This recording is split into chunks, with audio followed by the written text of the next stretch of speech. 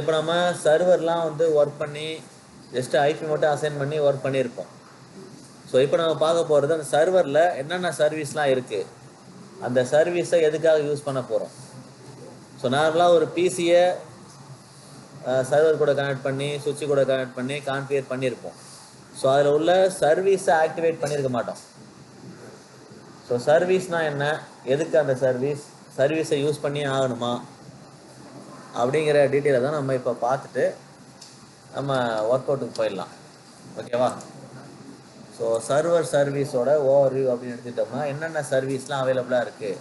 So நீங்கள் சர்வரை open பண்ணிங்கன்னா அதில் கான்ஃபிக், ஃபிசிக்கல், ஸோ இந்த மாதிரி கேட்டகரிலாம் இருக்கும். ஸோ அதில் சர்வீசஸ்னு ஒரு கேட்டகரி இருக்கும். ஸோ அதுக்குள்ளே போனீங்கன்னா நமக்கு ஒரு ப்ளஸ் ஆர் மைனஸ் ஒரு 10 சர்வீசஸ் உங்களுக்கு காட்டும். ஸோ அந்த ஒவ்வொரு சர்வீஸும் என்ன பண்ணுது, ஸோ எதுக்காக அந்த சர்வீஸ், ஸோ அதுதான் நம்ம இங்கே பார்க்க போகிறோம். அதில் first service DHCP server. So நம்ம காலையில் ஒரு லேன் ஒன்று க்ரியேட் பண்ணியிருப்போம் 60 பிசி வச்சு. ஸோ 60 பிசி, அது கூட ஒரு சர்வரை கனெக்ட் பண்ணியிருப்போம், சுவிட்சை கனெக்ட் பண்ணியிருப்போம். ஸோ அந்த 60 பிசிக்கும் நம்ம ஐபியை அசைன் பண்ணணும் அப்படின்னா அதுக்கு நம்ம மேனுவலாக ஐபி கான்ஃபிகரேஷனுக்குள்ளே போயிட்டு ஐபி அட்ரஸை டைப் பண்ணிவிட்டு சப்நெட் மாஸ்டரை கிளிக் பண்ணிவிட்டு க்ரியேட் பண்ணுவோம். ஸோ இதுதான் நார்மலாக பண்ணக்கூடிய மெத்தட், அதாவது மேனுவல் மெத்தட். ஸோ அப்படி பண்ணுறதுக்கு பதிலாக ஆட்டோமேட்டிக்காக அந்த பர்டிகுலர் எண்ட் டிவைஸுக்கு ஐபி அசைன் ஆகணும்னா அதுக்கு இந்த டிஹெச்சிபி சர்வர் நமக்கு தேவைப்படும். ஓகேவா? ஸோ அதான் நான் ஃபஸ்ட்டு நம்ம பார்க்க போகிற லேப் அதுதான். அதுக்கு அடுத்தது டிஎன்எஸ் சர்வர். ஸோ நம்ம ஒவ்வொரு பிசிக்கும் ஐபி அசைன் பண்ணுறதுக்கு பதிலாக அந்த ஐபிக்கான நேம், அதுக்கான ஒரு ஈக்குவலண்ட் நேமை வந்து நம்ம அசைன் பண்ணிக்கலாம் இந்த டிஎன்எஸ் சர்வர் மூலயமா. உங்களுடைய ப்ரௌசரில் போயிட்டு 8.8.8 48 டைப் பண்ணிங்கன்னா கூகுளோட டிஎன்எஸ் சர்வர் ஓப்பன் ஆகும். இப்போ உங்களுக்கு நெட் இல்லாதனால ஓப்பன் ஆகாது. நெட்டு கொடுத்ததுக்கப்புறம் அதை ஒர்க் பண்ணி பாருங்கள். ஓகேவா? ஸோ 8.8.8.8 ஸோ 48 நீங்கள் டைப் பண்ணி பார்த்தீங்கன்னா அதுதான் கூகுளோட டிஎன்எஸ் சர்வர். ஓகேவா? அது என்ன பண்ணோம் அப்படின்னா டொமைன் நேம் ஐபியை அது ஈக்குவலண்ட்டான நேமாக கன்வெர்ட் பண்ணி கொடுக்கும். இப்போ நம்ம ஒரு வெப்சைட்னு எடுத்துக்கிட்டோம். இப்போ எக்ஸாம்பிளுக்கு flipkart.com அப்படின்னா அந்த ஃப்ளிப்கார்ட்டுக்கான IP address, so static IP address ஒன்று செட் பண்ணியிருப்பாங்க, ஆல்ரெடி அதுக்கு அசைன் ஆகிருக்கும். ஸோ அந்த ஐபி அட்ரஸுக்கான ஈக்குவலண்ட் நேம் தான் flipkart.com. ஸோ அதே மாதிரி நீங்கள் இந்த சர்வர் கூட கனெக்ட் பண்ணக்கூடிய பிசிக்கும் நம்ம நேமை ஈக்குவலண்ட்டாக அசைன் பண்ண முடியும். ஸோ அதுக்கான சர்வீஸ் தான் இந்த டிஎன்எஸ் சர்வர் அப்படிங்கிறது. ஓகேவா? ஸோ அடுத்தது என்டிபி சர்வர் அப்படின்னு ஒன்று இருக்குது. ஸோ இது நம்ம என்ன டைமில் என்ன ஒர்க் பண்ணியிருக்கோம், ஸோ ரவுட்டருக்குள்ளே அந்த டைமை சிங்க்ரனைஸ் பண்ணுறதுக்காக இந்த என்டிபி அப்படிங்கிற சர்வீஸை யூஸ் பண்ணுவோம். அடுத்தது சிஸ்லாக் அப்படின்னு ஒன்று இருக்குது. இதில் எந்தெந்த நேரத்தில் என்னென்ன கமாண்ட்லாம் டைப் பண்ணியிருக்கோம், என்னென்ன சர்வீஸ்லாம் அதுக்குள்ளே நம்ம யூட்டிலைஸ் பண்ணியிருக்கோம், என்னெல்லாம் பண்ணியிருக்கோமோ அதனுடைய லாகை உங்களுக்கு சேவ் பண்ணி வைக்கிற ஒரு சர்வீஸ் தான் இந்த சிஸ்லாக் அப்படிங்கிறது. ஓகேவா? அடுத்தது எஸ்என்எம்பி.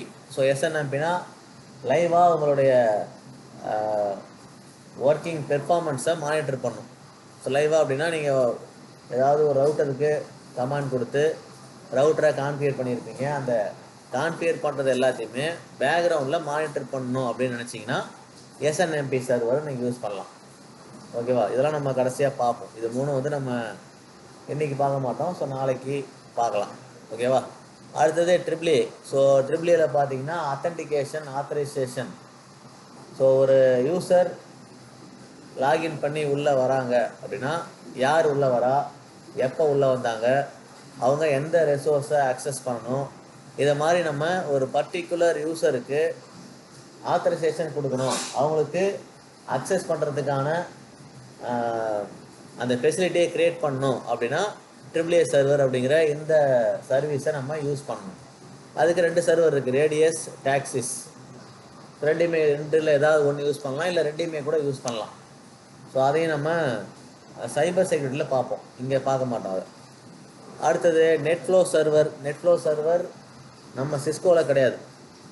ஓகேவா? நெட்ஃப்ளோ சர்வர் நீங்கள் சர்வீஸில் பார்த்தீங்கன்னா இருக்காது. இது வந்து டிராஃபிக் அனாலிசிஸ் பண்ணுறதுக்கு. ஸோ எவ்வளோ பேக்கெட்ஸ் போகுது, எவ்வளோ பேக்கெட்ஸ் வருது, ஸோ அங்கே எவ்வளோ டேட்டாஸ் மூவ் ஆகிட்டுருக்கு அப்படிங்கிறத அனலைஸ் பண்ணுறதுக்கான ஒரு சர்வர் சர்வீஸ். அடுத்தது HTTP or HTTPS server. So இதுக்கு இன்னொரு பேர் வெப் சர்வர்னு கூட சொல்லலாம். ஓகேவா?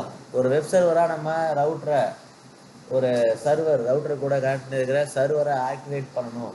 ஸோ அதை வந்து க்ரியேட் பண்ணணும் அப்படின்னா இந்த சர்வீஸை நம்ம யூஸ் பண்ணிக்கலாம். இந்த CDP LLDP இதுவும் நம்ம சிஸ்கோவில் வராது. ஓகேவா? ஸோ SH சர்வர்னு வராது, FTP சர்வர்னு வரும். ஓகேவா? ஸோ இது வந்து ரிமோட்டில் லாகின் பண்ணுறதுக்காக நம்ம ஒரு ஃபைலை ட்ரான்ஸ்ஃபர் பண்ணும்போது ரிமோட்டில் லாகின் பண்ணி தான் நம்ம ஃபைலை ட்ரான்ஸ்ஃபர் பண்ணுவோம். ஸோ அப்லோடோ டவுன்லோடோ பண்ணுவோம்.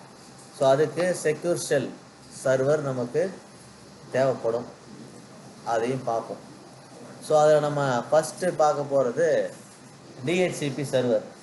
ஸோ நம்ம இதை தெரியா பார்க்கறதுக்கு முன்னாடி நம்ம லேபாக பார்த்துருவோம். ஓகேவா? சேம் இதே கான்ஃபிகரேஷன் தான் நம்ம கொடுத்துருப்போம். ஒரு சர்வர் ஒன்று ஒரு சுவிட்சில் கனெக்ட் பண்ணிவிட்டு அங்கேருந்து ஒரு 60 PC கனெக்ட் பண்ணியிருப்போம். ஸோ அதில் PC மட்டும் இல்லை, நீங்கள் பிரிண்டரும் சேர்த்து கனெக்ட் பண்ணிக்கலாம். ஓகேவா? ஸோ DHCPனா என்ன அப்படின்னா டைனமிக் ஹோஸ்ட் கான்ஃபிகரேஷன். ஹோஸ்ட்டுங்கிறது நம்ம கிளைண்ட் PC தான் ஹோஸ்ட்டு. அந்த ஹோஸ்ட் PCயை கான்ஃபிகர் பண்ணுறதுக்கான ஒரு ப்ரோட்டோக்கால். ஸோ அதை எப்படி கான்ஃபிகர் பண்ணலாம், ஒரு சில இம்பார்ட்டன்ட் டீட்டெயில் மட்டும், என்ன IP அட்ரஸில் ஸ்டார்ட் பண்ணணும், எதில் முடியணும், எத்தனை IP அட்ரஸ் நம்ம யூஸ் பண்ண போகிறோம், அதுக்கப்புறம் அதனுடைய DNS சர்வர் IP என்ன, டிஃபால்ட் கேட்வே IP என்ன. ஸோ இந்த மாதிரி ஒரு பேசிக் டீட்டெயிலெலாம் நம்ம அப்ளை பண்ணிவிட்டு ஜஸ்ட்டு சேவ் பண்ணிட்டா போதும், ஆட்டோமேட்டிக்காக DHCP சர்வர் ஆப்ரேட் ஆக ஆரம்பிச்சிடும். ஓகேவா? ஸோ நம்ம ஃபஸ்ட்டு பார்க்க போகிறது DHCP சர்வர் தான். ஓகேவா? இதுக்கான கான்ஃபிகரேஷனை பார்த்துருவோம். அதுக்கப்புறம் மற்ற டைப்லாம் நம்ம 1 by 1 பார்க்கலாம். ஸோ DHCP சர்வரை கான்ஃபிகர் பண்ணுறதுக்கு முதல்ல IP என்ன கொடுக்க போகிறோங்கிறது நமக்கு தெரியணும். ஓகேவா? ஸோ நான் என்ன பண்ண போகிறேன், இந்த சர்வருக்கான IP 155.0.0.1.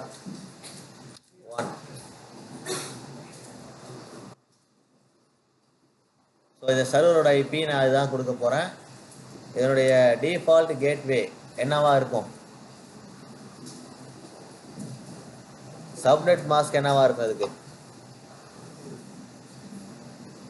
ஸோ சப்நெட் மாஸ்க் இது கிளாஸ் B. இது கிளாஸ் Bங்கிறதுனால 2 255 2 0 வரும். ஸோ கிளாஸ் Aவாக இருந்தால் ஒரு 255 3 0, கிளாஸ் Cயாக இருந்தால் 3 255 1 0. இதுதான் சப்நெட் மாஸ்கில் இருக்கும். ஸோ நான் இப்போது DHCP சர்வர் கான்ஃபிகர் பண்ணுறதுக்கு முதல்ல சர்வரை ஓப்பன் பண்ணிக்கிறேன். ஃபஸ்ட்டு ஸ்டெப்பு சர்வர் ஓப்பன் பண்ணிக்கங்க.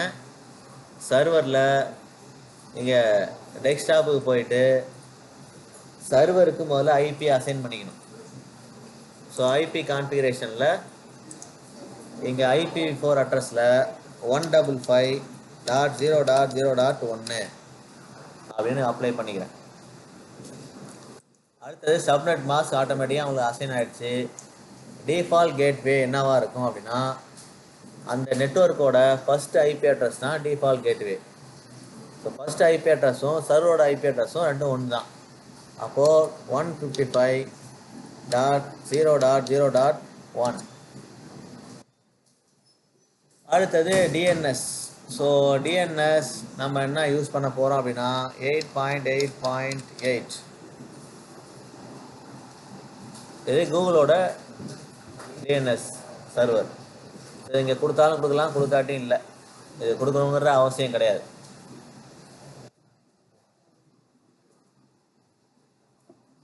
இது வரைக்கும் கொடுத்தாச்சா, எல்லாம் அப்ளை பண்ணியாச்சா? இந்த DNS சர்வரை கொடுக்காம விட்டாலும் எந்த சேஞ்சஸும் இருக்காது. இப்போ அடுத்தது பண்ண வேண்டியது சர்வீசஸை கிளிக் பண்ணணும். ஸோ சர்வீசஸை கிளிக் பண்ணினா உங்களுக்கு இந்த மாதிரி நிறைய சர்வீஸ் காட்டும். அதில் நம்ம யூஸ் பண்ண போகிறது இப்போ என்ன அப்படின்னா டிஹெச்சிபி. ஓகேவா? ஸோ டிஹெச்சிபி அப்படிங்கிற இந்த சர்வீஸை நம்ம யூஸ் பண்ண போகிறோம். எப்போவுமே நம்ம ஒரு சர்வீஸை யூஸ் பண்ண போகிறோம் அப்படின்னா ஃபஸ்ட்டு ஸ்டெப்பு சர்வீஸை ஆன் பண்ணணும். எப்போவுமே டிஃபால்ட்டாக ஆஃபில் இருக்கும். அந்த சர்வீஸை முதல்ல ஆன் பண்ணிக்கணும். ஸோ ஆன் பண்ணதுக்கப்புறம் இங்கே பாருங்கள், ஆல்ரெடி டீட்டெயில் அங்கே கொஞ்சம் ஃபில் ஆகிருக்கும். ஃபில் ஆகிருக்கா? நம்ம கொடுத்த ஐபி அட்ரஸை வச்சு அங்கே ஃபில் ஆகிருக்கும். நான் என்ன பண்ணுறேன், இங்கே ஏற்கனவே ஆட் ஆகிருக்கு இல்லையா, அதை செலக்ட் பண்ணிக்கிறேன். ஓகேவா? இதை தான் நான் எடிட் பண்ண போகிறேன். இதை செலக்ட் பண்ணிட்டேன். செலக்ட் பண்ணால் இங்கே பூல் நேம் சர்வர் பூல் அப்படின்னு இருக்குது. ஓகேவா? ஸோ டிஃபால்ட் கேட்வே என்ன கொடுக்கணும் அப்படின்னா 155.0.0.1 அப்படின்னு கொடுக்கணும். ஏன்னா அந்த நெட்வொர்க்கோட ஃபர்ஸ்ட் ஐபி அட்ரஸ் தான் டிஃபால்ட் கேட்வே. ஆக்சுவலாக ஃபர்ஸ்ட் ஐபி அட்ரஸ் ரவுட்டருக்கு கொடுக்கணும். நம்ம இங்கே ரவுட்டர் யூஸ் பண்ணல.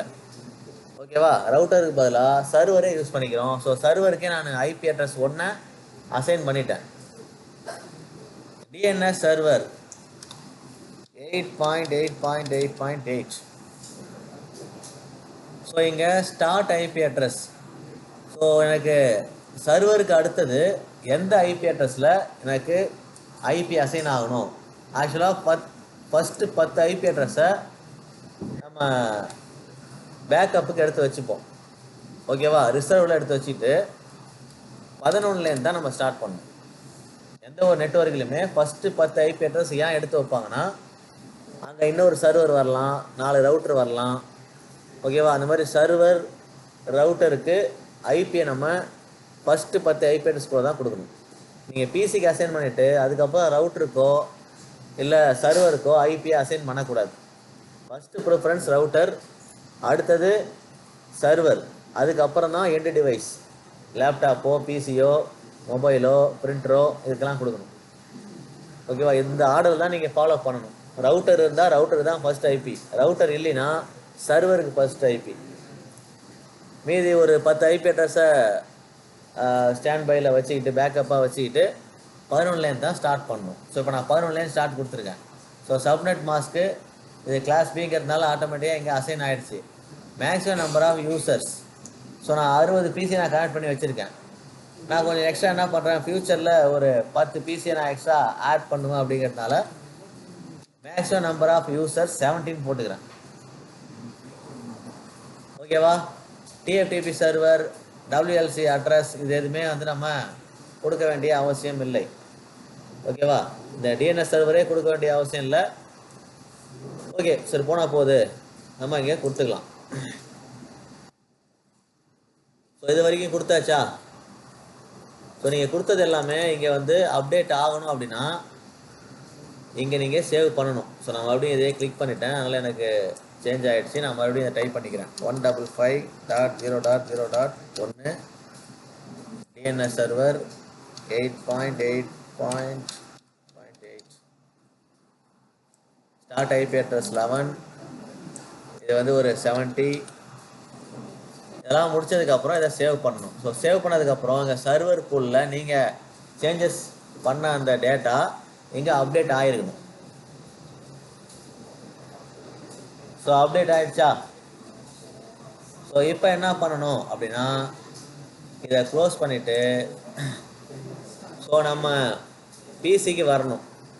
ஸோ பிசியில் பாருங்கள், நீங்கள் எந்த ஆர்டரில் கிளிக் பண்ணுறீங்களோ அந்த ஆர்டரில் தான் ஐபி அட்ரஸ் அசைன் ஆகும். எனக்கு இந்த ஃபஸ்ட்டு பிசிக்கு 11 ஐபி அசைன் ஆகணும். இப்போ நான் இதை கிளிக் பண்ணுறேன். ஸோ கிளிக் பண்ணிவிட்டு டெஸ்க்டாப்புக்கு போகிறேன். எப்பவும் போல் ஐபி கான்ஃபிகரேஷனுக்குள்ளே போயிட்டு இப்போது ஸ்டேட்டிக்கில் இருக்குது. நான் இதை டிஹெச்சிபிக்கு மாற்றின உடனே எனக்கு ஐபி அட்ரஸ் அசைன் ஆகிடும். இப்போ நம்ம ஏதாவது இங்கே டைப் பண்ணோமா? எதுவுமே கிடையாது. சர்வரில் நம்ம தேவையான டீட்டெயிலை இன்புட் கொடுத்தோம், ஆட்டோமேட்டிக்காக அது ஐபி அட்ரஸ் இங்கே பாருங்கள், டிஹெச்சிபி ரெக்வஸ்ட் சக்ஸஸ்ஃபுல் அப்படின்னு வந்துருச்சு. இப்போ நீங்கள் என்ன பண்ணணும், எந்த ஆர்டரில் உங்களுக்கு ஐபி அட்ரஸ் வேணுமோ அந்த பிசியெல்லாம் கிளிக் பண்ணிவிட்டு டெஸ்க்டாப்பில் போயிட்டு ஐபி கான்ஃபிகரேஷனில் டிஹெச்சிபிங்கிறத கிளிக் பண்ணால் மட்டும் போதும். ஆட்டோமேட்டிக்காக அடுத்தடுத்த ஐபி அட்ரஸ் உங்களுக்கு அசைன் ஆகிட்டே வந்துடும்.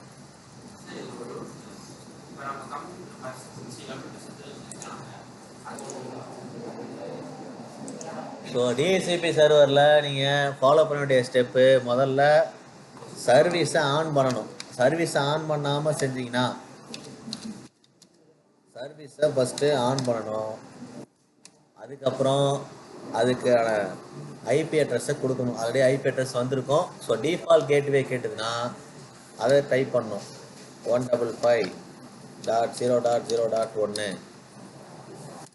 ஸோ அதுக்கப்புறம் டிஎன்எஸ் கொடுத்தாலும் கொடுக்கலனாலும் பிரச்சனை இல்லை. ஸோ டிஎன்எஸ் நார்மலாக கூகுளோட சர்வீஸ் ஆன் பண்ணுறது முன்னாடியே பண்ணியிருக்கணும் அது. ஓகேவா? ஸோ ஃபஸ்ட்டு என்ன பண்ணியிருக்கணும் அப்படின்னாக்கா, சர்வருக்கு ஐபி அசைன் பண்ணியிருக்கணும். ஸோ சர்வருக்கு முதல்ல ஐபி அசைன் பண்ணணும். அசைன் பண்ணும்போது இங்கே பாருங்கள், அதில் உள்ள டீட்டெயில் எல்லாத்தையும் ஃபில் பண்ணியிருக்கணும். ஸோ டெஸ்க்டாப்பில் போயிட்டு ஐபி கான்ஃபிகரேஷனில் இது எல்லாத்தையுமே ஃபில் பண்ணியிருக்கணும். So IP address, subnet mask, default gateway, DNS server.